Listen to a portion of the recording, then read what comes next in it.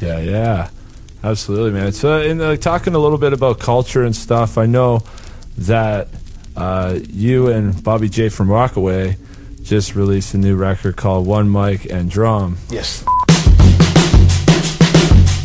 Look at what I become. Beast on these beats, son. Born and bred by the beach, bonafide beach bum. Bass on the boombox, bumping like a V-song. Came here to work, I need an H1B1, and I've barely begun. I will never be broke. All my fabrics imported, all my suits bespoke. Beast mode looks like the sleeping giant beast woke. Get your backyard barbecue, brisket, beef smoke. Stomped in my boot camp, click 40 B-lows. Catch it all on camera, save it for the B-roll. Then I bounce to BK, bombing on the B-line. You should find a back door exit, make a beeline, and I might be God. Hand on the open Bible, your bars crash. I'm surrounded by these broken bottles. Bully them like Biff Tannen, you get bruised, battered. Bobby, Mr. Breakfast Bars, aka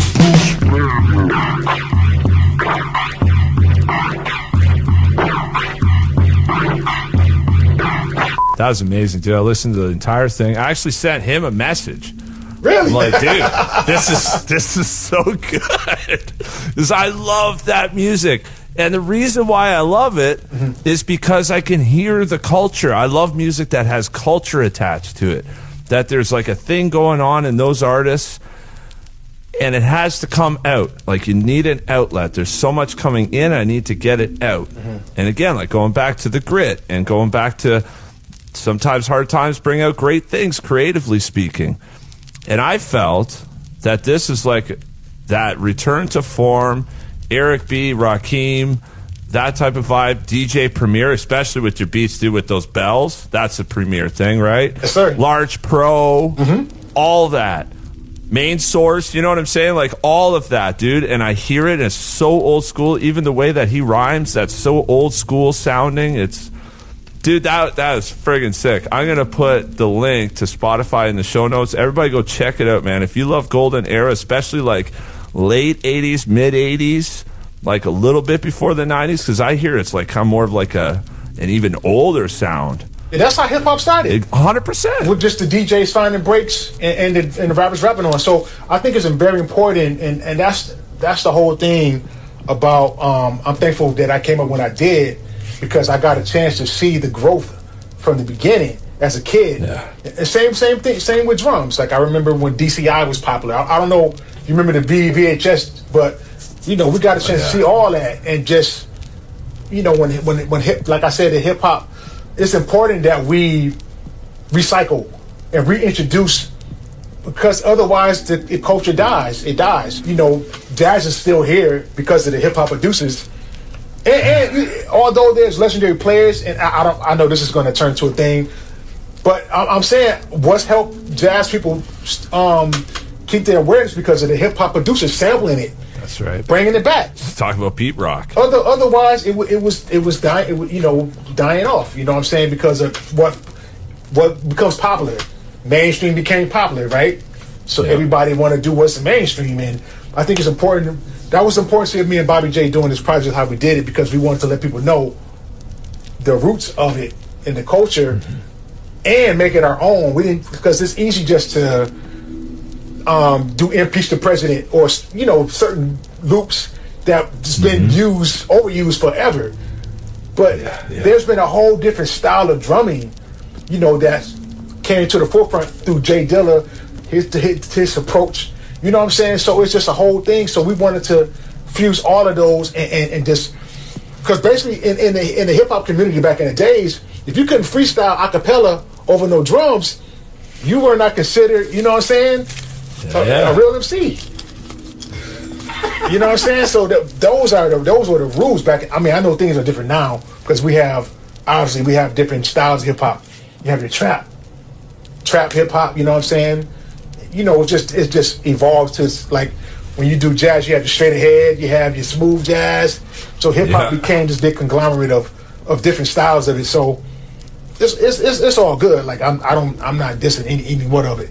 Let's just keep it alive. But I think it's important, and I really hope that that more people find out about this record, because when you do something like this, you have a lot of the new heads. They just stuck with what's going on now with all of the EDM, and it's like, yo, you gotta find out, do the history. You know what I'm saying, and at least get a balance. So.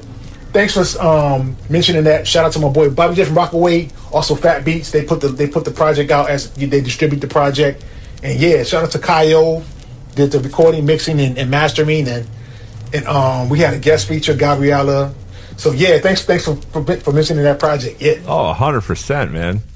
You guys did it great justice, man. It like you said, like the return to form, that old school sound. It's good to educate people on where that all came from. Got to. It's, 'cause that's 30 years old stuff. Like, that's old in terms of hip hop culture. And totally. You guys just nailed the sound. But again, like, you did it in your own way. What I want to know, though, is like, what kind of camaraderie comes along with doing a project like that when you have two like-minded artists that want to achieve the same goal together?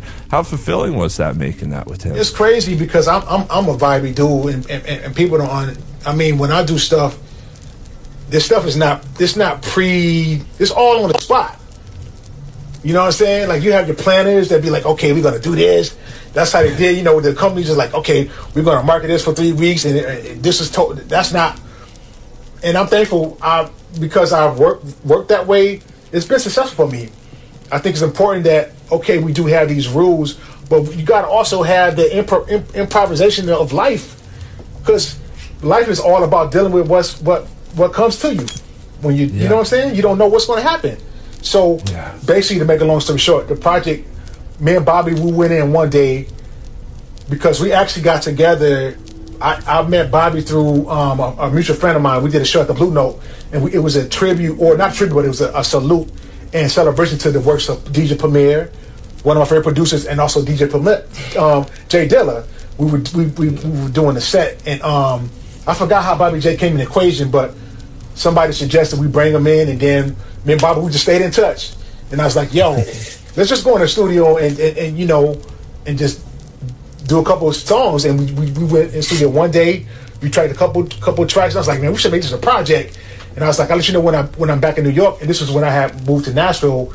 And I just told Bobby, the first 2 tracks that we laid, it was the Gangstar, Take It Personal, where we did a salute.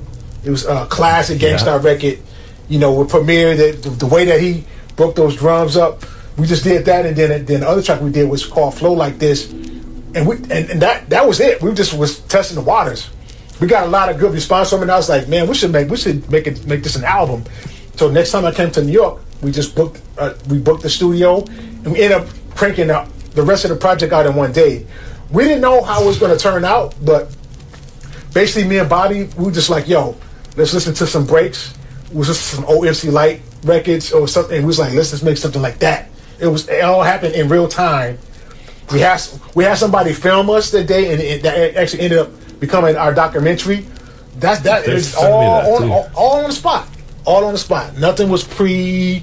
We were just like, yo, what was I was talking to Bobby J, like, what was some of your favorite hip hop